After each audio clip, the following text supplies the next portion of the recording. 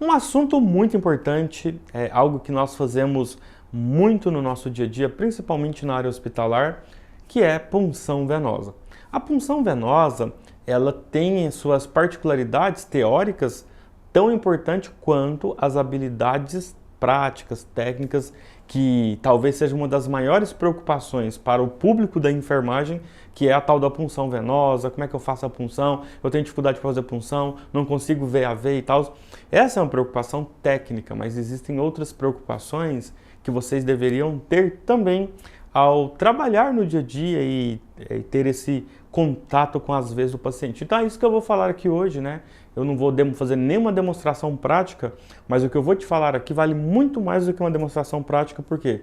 Porque isso pode mudar de hoje para sempre na sua vida profissional algumas atitudes ao selecionar um sítio de punção. E é sobre isso que eu vou falar aqui hoje. Aproveitando então, não deixe de curtir, compartilhar, se inscreva, seja membro desse canal, assim você me ajuda a criar conteúdos diariamente. Vamos embora lá?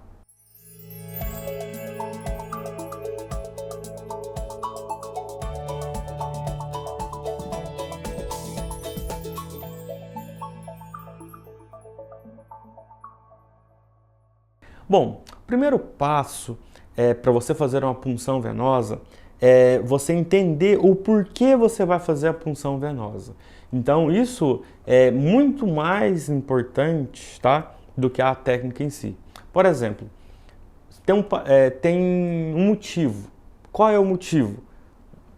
Tem uma prescrição? Tem um medicamento para fazer? O paciente precisa de uma hidratação? O que de fato tem de necessidade para que você vá fazer aquela punção? Quem é o seu paciente? Recém-nascido? Bebê? Pediatria? Adolescente? Adulto? Idoso? Homem? Mulher? Acidentado? A situação de pré-hospitalar? Intra-hospitalar? Paciente fazendo quimio-radioterapia? Entende as complexidades teóricas que são necessárias antes de selecionar o local de punção? Enfim, então, levando tudo isso em consideração, você tem que analisar o que você vai fazer. Então, para você que é técnico de enfermagem, você tem uma responsabilidade muito grande, que é justamente ter esse conhecimento. Isso vai te deixar muito seguro na prática, quando você começar a dar mais valor a essas informações. Então, aqui eu vou dar uma série de exemplos práticos para que você possa compreender. Vamos aqui pensar.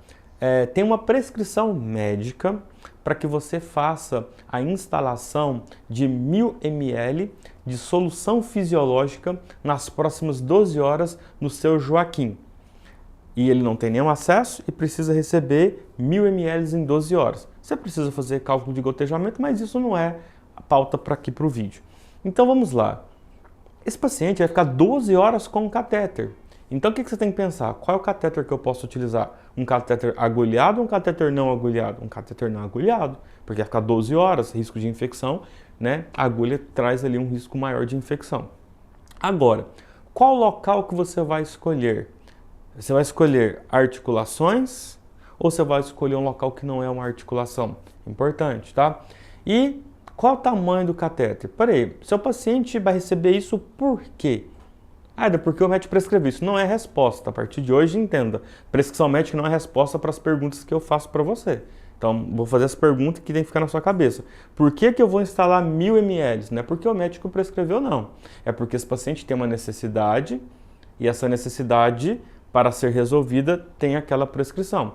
Então, o que você tem que entender? Qual é a necessidade do seu paciente em receber 1000 ml de solução fisiológica? O paciente está desidratado. Ufa, menos mal.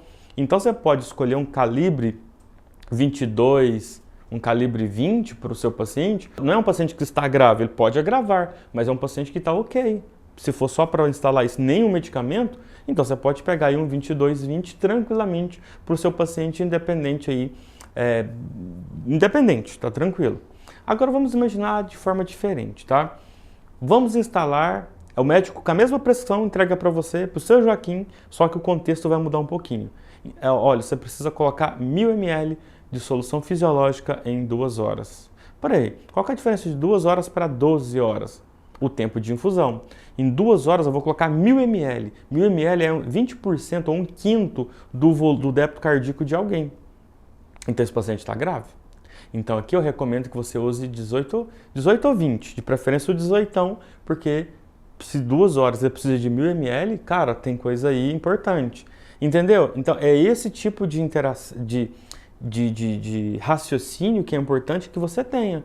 Entende? Então, se um paciente precisa receber uma solução em 12 horas, em 24 horas, então quer dizer que está tranquilo, né? Precisa de uma reposição volêmica, mas o quadro do paciente não é aquela coisa tão grave assim, não. Agora, a mesma quantidade de volume num curto espaço de tempo, opa, tem coisa aí que a gente precisa analisar.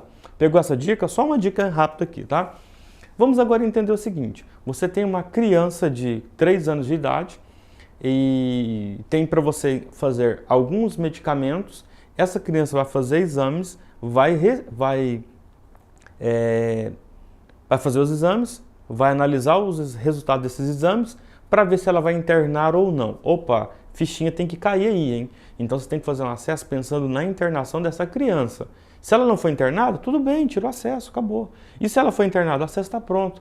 Então quanto menos você picar, né, fazer a punção na criança, melhor. Então, por isso que é interessante você entender o porquê. Opa, vou fazer esses medicamentos aqui, o paciente não vai embora, ele vai fazer exames, vai receber esses exames para depois decidir se ele vai ser internado ou não. Então, já pensa na hipótese da internação.